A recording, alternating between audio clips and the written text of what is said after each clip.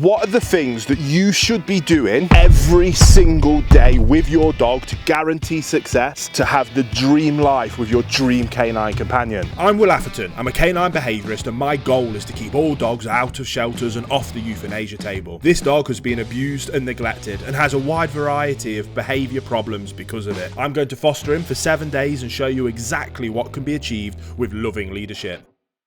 Guys, welcome back to the channel. My name's Will Atherton. This is my mate here. He's a rescue dog, but in this video I want to talk about the things that I've been doing every single day with my mate here that you should be doing every single day with your dog as well. So the first thing that you must get your head around is the importance of threshold manners.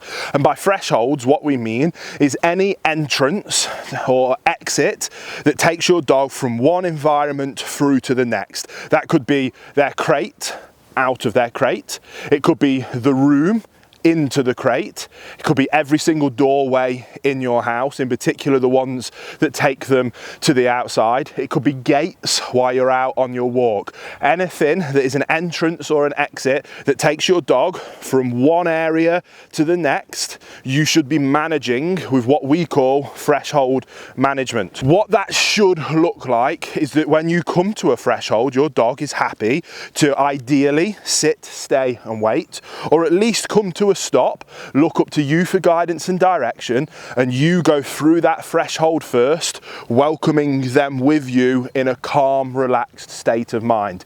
If you just do that, you will be setting yourself up for huge amounts of success that you wouldn't believe were fathomable from something that you might think is unimportant or trivial. But from the thousands of people and dogs that I've helped, I guarantee that this is one of the things that will make the biggest impact for you and your dog's life. Manage their environment, manage the threshold between environments, and do so from a place of calm, consistent leadership. The next thing I want to talk about is my food drill. Now, when you get a new dog come into your home, there's a couple of ways you can approach it. The way I'm approaching it with my mate here is that all of his food, every single drop of his food for the day, goes into his treat pouch in the morning. Now, I use this food throughout the day for all of his training sessions, and anytime he's simply doing something that I like right now. He's sitting, being really calm, well-mannered, and I'm going to let him know I appreciate that, good job. And I'm going to find as many opportunities as I can throughout the day to let him know, hey, I really like what you're doing, and I'm going to reward you for doing so.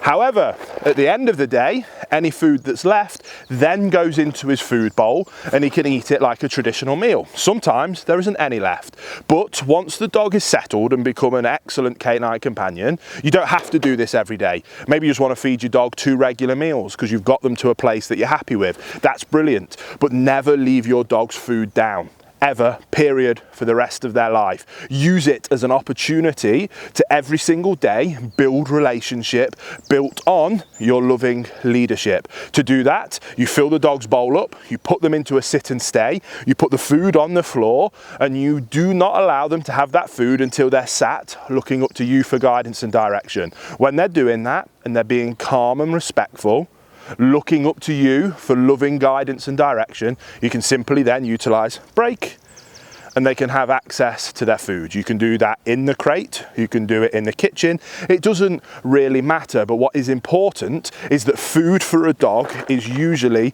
the highest value resource in their life. If you guard the gateway to them accessing food through either working with you or through a simple drill of sit, stay, break, you are going to help your dog understand that the best thing in their life comes from you and it comes through you. And for them to gain access to it, they simply need to be calm, well-mannered, look up to you for guidance and direction, and they can have it.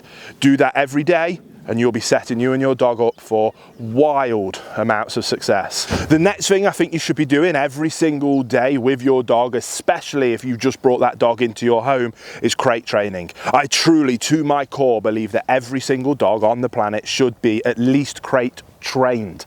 Once they're crate trained, you can then make the decision to slowly give them more freedom, providing that they don't start becoming reactive, anxious, or destroying your furniture or property. If they do any of those things, you can quickly bring them back into their crate. They're happy to be in their crate. Their crate is a safe place where they understand that they can settle, decompress, relax, and be happy.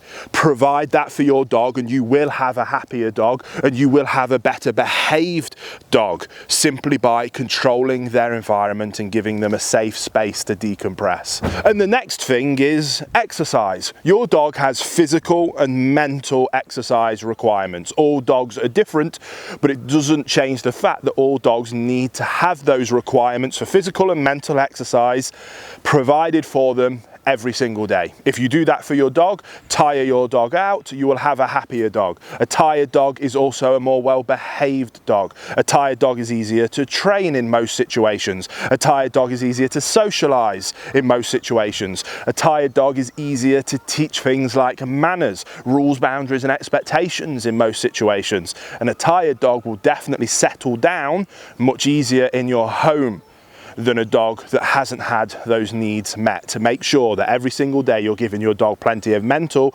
and physical exercise. And the last thing that you should be doing with your dog every day is obedience training. Yes, I'm a huge advocate for loving leadership, and I really enjoy very natural ways of living, communicating, and building relationship with dogs. But that does not mean that you shouldn't be working on your communication pathways with your dog every single day.